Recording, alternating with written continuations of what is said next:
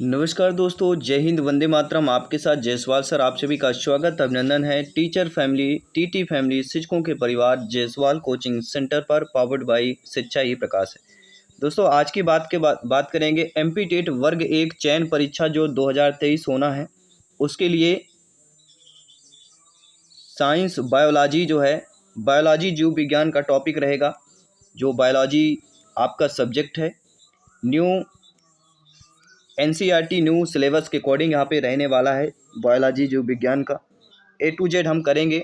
आप सभी को पता है 100% जो है यहाँ पे 100 नंबर का रहेगा, जिसमें से 50% क्वालिफाइड रहेंगे जनरल वाले और 40% जो है क्वालिफाइड रहेंगे ओबीसी एसटी एससी वाले। ये कैटेगरी ऑलरेडी 40 और 50 का रेशियो दे दिया गया है। तो अब जो तैयारी हमें करना है वह सिलेक्शन वाली तैयारी करना है। इसके साथ साथ दोस्तों, अगर आप सीटेट की प्रिपरेशन कर रहे हैं तो चक्षु पब्लिकेशन बुक्स को आप रेफ़र कर सकते हैं, क्योंकि यहाँ पे एनसीईआरटी बेस्ट कलेक्शन मिल सकता है। इसमें आपको स्टडी गाइड मिलता है किस प्रकार से पढ़ना है, प्राथमिक स्तर द्वितीय स्तर दोनों में, संस्कृत में, गणित, हिंदी, इंग्लिश, पर्यावरण, बाल विकास, शिक्षा शास्त्र, सारे बुक्स आपको एनसीईआरटी पैटर्न पर सीटेट बेस्ट बुक आपको मिल जाते हैं। तो चलिए हम सिलेबस की बात कर लेते हैं, किस किस सिलेबस की तैयारी करें ताकि अधिकतर नंबर जो है हमें क्वालिफाइड हो सकें। और यहाँ पे अगर सभी लोग जानते हैं कि कहीं ना कहीं 60 से लेके 70 के बीच अगर इससे ऊपर अंक आता है तो अवश्य आपको जो है यहाँ पे ज्वाइनिंग मिलती है, क्योंकि काफ़ी टफ लेवल का प्रश्न जो है पूछा जाएगा। शिक्षक चयन परीक्षा होना है। विषय जीव विज्ञान में क्या क्या टॉपिक्स हमें तैयारी करना है। तो पहला जो टॉपिक है आपका जीव जगत में विविधता, जैविक वर्गीकरण व पादप वर्गीकरण। इन टॉपिक्स में किन किन आपको टाइटल को पढ़ लेना है। सजीव क्या है, सजीव एवं निर्जीव हो गया, जीवों का संगठनात्मक स्तर हो गया, जीवों के जीवन का आणविक आधार हो गया, काल का प्रभाव हो गया, इसके साथ साथ मृत्यु हो गई। इसके बाद वर्गीकरण की आवश्यकता क्यों है, जीवन के जो 3 डोमेन है उसके बारे में, वर्गीकी एवं वर्गीकरण विज्ञान के बारे में, वर्गी के पदानुक्रम, प्रजाति की अवधारणा। इसके साथ साथ दोस्तों, प्रजाति की अवधारणा के साथ साथ द्विनामकरण जो पद्धति है, त्रिनामकरण पद्धति, वर्गीकी के अध्ययन के उपकरण, संग्रहालय, जंतु, हार्बेरियम एवं वनस्पति उद्यान की बात करेंगे। इसके बाद आता है जैविक वर्गीकरण, जिसमें 5 जगत के वर्गीकरण, मोनेरा, प्रोटिस्टा, कवक जगत के महत्वपूर्ण लक्षण एवं प्रमुख संपूर्ण जानकारी इसके बारे में पढ़ लेना है। इसके साथ पादप जगत में क्या पढ़ना है, क्या क्या पढ़ेंगे हम ये भी जान लेते हैं। तो पादप जगत में जो पौधे के विशिष्ट लक्षण, प्रमुख मशहूर जो समूह जो शैवाल होते हैं, ब्रायोफाइटा, टेरोफाइटा, जिम्नोस्पर्म हो गया एवं एंजियोस्पर्म वर्ग होता, इनकी विशेषताएं और उदाहरण सहित वर्गीकरण पढ़ेंगे। इसके बाद आता है दूसरा जंतु जगत का वर्गीकरण। जंतु जगत वर्गीकरण में अदेहगुही जंतु, देहगुही जंतु, कूट देहगुही जंतु, प्रोटिस्टाम्स एवं ड्यूटेरोस्टोम जंतु, ये सारे हम पढ़ने वाले हैं। इसके बाद अकशेरुकी का वर्गीकरण, प्रोटोजोआ, पोरीफोरस, सिलिंट्रेटा, प्लेटी हेलमिंथिस की बात करेंगे। इसके साथ साथ प्रोटोजोआ, पैरामीशियम, पोनोस्टम, ट्रिपोनोसोमा, प्लाज्मोडियम के समान लक्षण जीवन चक्र के बारे में पढ़ेंगे। आपके पोरीफेरा, कंकाल तंत्र, कैनाल सिस्टम तथा प्रजनन पढ़ेंगे। इसके बाद सिलिटेंट्रा, बहुरूपता के विभिन्न प्रकार, कोलर रीफ का निर्माण हो गया। इसके बाद प्लेटीहेलमिंथिस, परजीवी अनुकूलन, फेसियोला तथा टीनिया के समान जो लक्षण होते हैं, इनके जो जीवन चक्र होते हैं, इनके जो रोग के कारण के लक्षण होते हैं, सारी चीज़ें पढ़ने वाले हैं। इसके साथ दोस्तों, आप सभी लोग जानते हैं कि निमेटी हेलमिंथिस एस्किर्स के समान जो लक्षण एवं जीवन चक्र एवं परजीवी अनुकूलन के बारे में पढ़ेंगे। एलिडा मेटामेरिज्म की क्रिया में केचुआ, लीच के समान लक्षण और जीवन चक्र के बारे में पढ़ेंगे। आर्थ्रोपोडा के दृष्टि ज्ञान, क्रिस्टा में लार्वल जो अवस्थाएं होती हैं, कीटों का माउथ जो पार्ट होता है, कीटों के कायंतित क्रिया होती है और उसका हार्मोनल होता है। देखिए, आपने वर्ग 1 में देखा था टीटी एग्जाम में, एक जो है कीटों से ज़्यादा प्रश्न पूछे गए थे, ठीक है। तो ये टॉपिक भी इम्पॉर्टेंट हो जाता है। इसके बाद मोलस्का की जो चलन अंग हैं, ग्रेस्टोपोडा में टोरिजन व डिटोरिजन की क्रिया, पाइला तथा सीपिया के समान जो लक्षण होते हैं एवं जो इनमें जीवन चक्र होता है, इसके बारे में पढ़ेंगे। इसके साथ साथ इकाई नोडरमेटा, स्टार फिश का जीवन चक्र एवं भिन्न लार्वल अवस्थाएं। तो फिश से, स्टार फिश से संबंधित भी एग्जाम में पूछा गया था, ये टॉपिक हम क्लियर करेंगे। सारे एनसीईआरटी बेस्ड जो है एमसीक्यूज और पार्ट वाइज जो है हम क्वेश्चन करने वाले हैं। इसके साथ साथ हेमिकर्डेटा, जिसमें आपके बेलेनोग्लासेस की संरचना तथा जीवन चक्र के बारे में इनसे संबंधित प्रश्न करेंगे। प्रोटोकार्डेटा, हेडमोनिया के जो समान लक्षण और जीवन इतिहास है, इसके बारे में हम चर्चा करेंगे। 2 इकाई है। इसके बाद तीसरी इकाई आपकी आती है कशेरुकी का वर्गीकरण, जिसमें आपके पिसीज, एम्फीबिया, रेप्टिलिया, एबिस एवं मेमोलिया के समान लक्षण गुण तक अध्ययन करेंगे। इसके साथ मत्स्य का वर्ग, श्वसन, प्रचलन, प्रयोजन, इनके बारे में, इनसे संबंधित प्रश्न करेंगे, एनसीईआरटी बेस्ड प्रश्न करेंगे। एम्फीबिया वर्ग पैतृक संरचना के बारे में प्रश्न करेंगे। इसके साथ सरीसृप वर्ग जो होते हैं, इनकी उत्पत्ति, इनकी खोपड़ी के प्रकार, स्फेनोडान एवं मगरमच्छ की स्थिति के बारे में पढ़ेंगे। पक्षी वर्ग के बारे में, पक्षी की उत्पत्ति, उड्डयन, अनुकूलन और प्रजनन के बारे में, प्रयोजन के बारे में पढ़ेंगे। इसके साथ साथ स्तनी वर्ग, स्तनधारियों की उत्पत्ति, दंत विन्यास, अंड देने वाले स्तनी तथा थैलीधारी जो स्तनी होते हैं, जलीय स्तनी हो गए, प्राइमेट के जो समान लक्षण होते हैं, इनके बारे में पढ़ेंगे। अगला कशेरुकी जंतुओं में विभिन्न तंत्रों जैसे परिसंचरण तंत्र होता है, उत्सर्जन तंत्र, कंकाल तंत्र, प्रजनन और मस्तिष्क, आँख, नाक, कान एवं इनमें जो है तुलनात्मक अध्ययन के बारे में प्रश्न करेंगे। चौथी जो यूनिट आती है आपकी, वह होती है कशेरुकी की संरचना और कार्य, जिसमें कोशिका जीवन की मूल इकाई के रूप में है। प्रोकैरियोटिक एवं यूकैरियोटिक कोशिका में अंतर क्या आती है, कोशिका भित्ति हो गया, कोशिका झिल्ली की संरचना के विभिन्न जो मॉडल हो गए। इसके साथ साथ कोशिका के विभिन्न अंगक जैसे माइटोकॉन्ड्रिया, लाइसोसोम, गोल्गी बॉडी और एंडोप्लाज्म रेटिकुलम की बात करेंगे।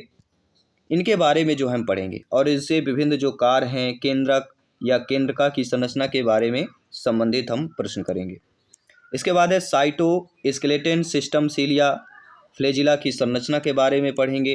कोशिका विभाजन, समसूत्री कोशिका विभाजन, अर्धसूत्री कोशिका विभाजन, जीन विनिमय का लिंकेज करने की क्रिया और इसको प्रभावित करने वाले कारक के बारे में पढ़ेंगे।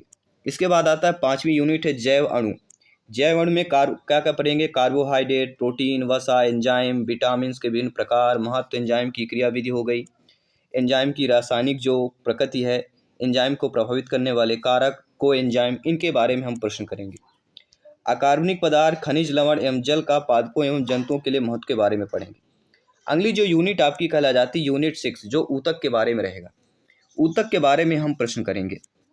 जंतु के ऊतक के प्रकार कैसे होते हैं, उपकला ऊतक और इसके प्रकार, संयोजी ऊतक, इसके प्रकार, कंकाली ऊतक और इसके प्रकार, शमनीय ऊतक, रक्त एवं लसिका, पेशी ऊतक के प्रकार, तंत्रिका ऊतक के प्रकार, तंत्रिका ऊतक की संरचना। इसके साथ साथ पादप ऊतक के प्रकार के बारे में जानेंगे, जिसमें विभोजक ऊतक, सरल, संयुक्त, विशिष्ट प्रकार के ऊतक के बारे में बात करेंगे। अब केचुआ, काकरोच, मेढक, ये एग्जाम में पूछा भी गया था। ये टॉपिक बहुत इंपॉर्टेंट हो जाता है। केचुआ, काकरोच, मेढक, इसमें कितना भी डीपली पूछा जा सकता है। केचुए का वर्गीकरण, आवास जहाँ केचुआ रहता है, उसका स्वभावी, बाहरी, आंतरिक आकार की है, पाचन तंत्र, परिवहन, श्वसन, जनन, ये सारी चीज़ें पढ़ेंगे। काकरोच में काकरोच का वर्गीकरण, बाहरी एवं आंतरिक आकार की, पाचन तंत्र, श्वसन तंत्र, परिवहन तंत्र के बारे में पढ़ेंगे। मेढक का वर्गीकरण, आंतरिक जो आकार की है, पाचन तंत्र हो गया, श्वसन तंत्र हो गया, परिवहन तंत्र हो गया, उत्सर्जन तंत्र हो गया और तंत्रिका तंत्र हो गया। इसके साथ साथ महत्वपूर्ण पादप जो कुल है, पादप कुल जैसे आपका ब्रेस्केसी, रोजसी, यूफारविएसी, 5C, एस्टेरिएसी की बात करेंगे, पोएसी की बात करेंगे। ठीक है, इनके बारे में हम प्रश्न करेंगे एनसीईआरटी बेस्ड। अगला इकाई 8वां, पुष्पीय पादपों की आकारिकी एवं शरीरकी के बारे में बात करेंगे, जिसमें जड़, तना, पत्ती, संरचना, रूपांतर, जड़, तना, पत्ती के कार्य हो गए, पुष्प, पुष्पम के प्रकार, फल, फल के प्रकार, एकल फल, संग्रहित फल एवं पुंज फल की बात करेंगे। बीज और इसके प्रकार, बीज प्रसुप्त की बात करेंगे। पुष्पीय पादपों के विभिन्न भाग, जड़, बीज पत्री जड़ व द्विबीज पत्री जड़ की संरचना के बारे में प्रश्न करेंगे। एक बीज पत्री तने व द्विबीज तने की जो दोनों की संरचना है, इसके बारे में प्रश्न करेंगे। एक बीज पत्री पत्ती व द्विबीज पत्ती की संरचना और द्वितीयक वृद्धि के बारे में भी हम करेंगे। अगली यूनिट है पौधों में परिवहन और खनिज पोषण, जिसमें पौधे का जल, गैसों के पोषक पदार्थ का परिवहन, कोशिका के कोशिका से कोशिका में जो परिवहन होता है। इसके बाद विसरण, सक्रिय स्थानांतरण, पादप जल संबंध हो गया, ठीक है। इसके बाद जल का विभव, परासरण, रसाकुंचन, लंबी दूरी का जल परिवहन, अवशोषण, एपोप्लास्ट, सिम्प्लास्ट, इसके बारे में बात करेंगे। साथ ही साथ खनिज पोषकों का अवशोषण और स्थानांतरण, भोजन का परिवहन के बारे में बात करेंगे। और दोस्तों आवश्यक जो खनिज, दीर्घ एवं सूक्ष्म पोषक तत्व हैं, इनकी भूमिका के बारे में, कमी के लक्षण के बारे में, खनिज विषाक्तता के बारे में, और इसके साथ साथ हाइड्रोपोनिक्स की सामान्य जानकारी के बारे में पढ़ेंगे। नाइट्रोजन का उपापचय है, नाइट्रोजन का चक्र हो गया, जैविक नाइट्रोजन स्थिरीकरण की बात करेंगे। और अगली जो यूनिट है आपकी टोटल 20 यूनिटों में जो है सभी पार्ट को डिवाइड करेगा, सभी सब्जेक्ट को डिवाइड किया गया है। पादपों का प्रकाश संश्लेषण हो गया, पौधों में श्वसन, पादप एवं वृद्धि का विकास हो गया। अगला है पुष्पी पादपों में जो लैंगिक जनन होता है, जिसमें विधियाँ अलैंगिक, लैंगिक जनन, अलैंगिक जनन की जो विधियाँ हैं, द्विखंडन, बीजपत्री का निर्माण, खंडी भवन, पौधों के जो कायिक प्रवर्धन होते हैं इसके बारे में, पुष्प की संरचना, नर एवं मादा, गेमेटोफाइट्स का विकास, परागण, परागण के प्रकार, इनके बारे में पढ़ेंगे। साथ ही साथ अगला जो यूनिट आपका अनुवांशिकी का यूनिट है, अनुवांशिकी के यूनिट से पढ़ेंगे, जिसमें आपके मनुष्य, पक्षी, मधुमक्खियाँ, लिंग के निर्धारण की क्रिया के बारे में पढ़ेंगे। क्रॉसिंग ओवर, लिंकेज, लिंग संग्रहण की बात के इसके बारे में डिटेल से जानेंगे। अंततः विकास में जीवन की उत्पत्ति, जैव विकास, जैविक विकास के प्रमाण, जैव विकास के जीवाश्म जो प्रमाण है इसके बारे में पढ़ेंगे। इसके साथ साथ प्रकृति चयन का प्रकार, जीन, परिवार एवं अनुवांशिकी विस्थापन के बारे में पढ़ेंगे। मानव विकास के बारे में पढ़ेंगे। अगला है मानव जनन। मानव जनन में आ जाते हैं आपके जंतुओं के अलैंगिक जनन के प्रकार, नर मादा प्रजनन तंत्र, वृषण एवं अंडाशय की जो शारीरिक है संरचना है उसके बारे में, उससे संबंधित प्रश्न करेंगे। और बंधता एवं सहायक प्रजनन तकनीकी जो है IVF हो गया, ZIFT हो गया, GIFT हो गया, इन तीनों के बारे में बात करेंगे। देखिए IVF से जो है मेन एग्जाम में प्रश्न आया हुआ था इस टॉपिक से, तो ये इंपॉर्टेंट तीनों चीज़ें हो जाती हैं। अगला जो आपका हो जाता है, जो आप लोगों की स्क्रीन पर ऑलरेडी आ चुका है, और वह कहलाता है मानव कारकी फर्स्ट। मानव कारकी के बारे में यहाँ पे हम पढ़ेंगे। इसके बाद मानव कारकी फर्स्ट के बाद मानव कारकी सेकंड, ये दूसरा हो जाता है, ठीक है। इसके बाद आ जाता है आपका बायोटेक्नोलॉजी एवं इसके अनुप्रयोग के बारे में पढ़ेंगे। अगली जो आपकी यूनिट है वह जीव विज्ञान एवं मानव कल्याण, जिसमें मानव स्वास्थ्य तथा रोगजनक, मानव रोग उत्पन्न करने वाली परजीवी, malaria, dengue, chikungunya, typhoid, pneumonia, सामान्य जुखाम, ये सारी चीज़ें आपकी इसमें आ जाती है। अगला जो यूनिट है 20वां, पारिस्थितिकी और पर्यावरण का यूनिट है। पारिस्थितिकी की आधुनिक आवरण तथा वातावरणीय कारक, वातावरण के भौतिक कारक, स्थलीकृत कारक, पारिस्थितिकी अनुकूलन, इकेट्स एवं इकोटाइप्स, पौधे के अनुकूलन की युक्तियों के बारे में पढ़ेंगे। साथ ही साथ परजीविता, जीव संख्या, लक्षण, प्रकार, घनत्व, जन्म दर, मृत्यु दर, जनसंख्या वितरण, इनके बारे में पढ़ेंगे, यानी जनसंख्या नियंत्रण हो सकता है। इसके बाद पारिस्थितिकी तंत्र के बारे में पढ़ेंगे, जैव विविधता एवं उसका संरक्षण के बारे में पढ़ेंगे, पर्यावरणीय मुद्दे, प्रदूषण के प्रकार, इसमें जल, वायु, ध्वनि, ये सारे हैं, उनके पर्यावरण पर प्रभाव, ठोस अपशिष्ट प्रबंधन, रेडियो एक्टिव अपशिष्ट प्रबंधन, ग्रीन हाउस प्रभाव, ठीक है। इन सारे पर्यावरणीय जो मुद्दे हैं इनके बारे में हम प्रश्न करेंगे। अगला जो टॉपिक दिया गया, केंद्रीय प्रवृत्ति की मांग, प्रायिकता का सिद्धांत, टी टेस्ट, सह संबंधन गुणांक और भौगोलिक वितरण, ये आपके टोटल जो है बायोलॉजी का पूरा सिलेबस है। तो ये सिलेबस है जो 20 यूनिट्स में जो है डिवाइड किया गया है। तो आई होप सारी चीज़ें आपकी क्लियर हो गई हैं। इस पूरा सिलेबस हम कवर करने वाले हैं। आपके शिक्षक चयन परीक्षा की बात करेंगे, जल्दी आपकी क्लास शुरू होगी, NCERT बेस्ड क्वेश्चन करेंगे।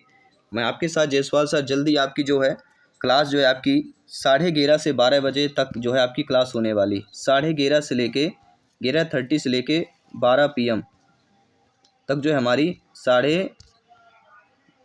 11:30 AM टू 12 PM तक हमारी क्लास रहेगी डेली। तो विजिट कीजिए, प्रिपरेशन को बेहतर कीजिए। मैं आपके साथ जायसवाल सर मिलता हूँ आपकी जल्दी क्लास पर। सभी मित्रों को जय हिंद, वंदे मातरम, धन्यवाद सभी का।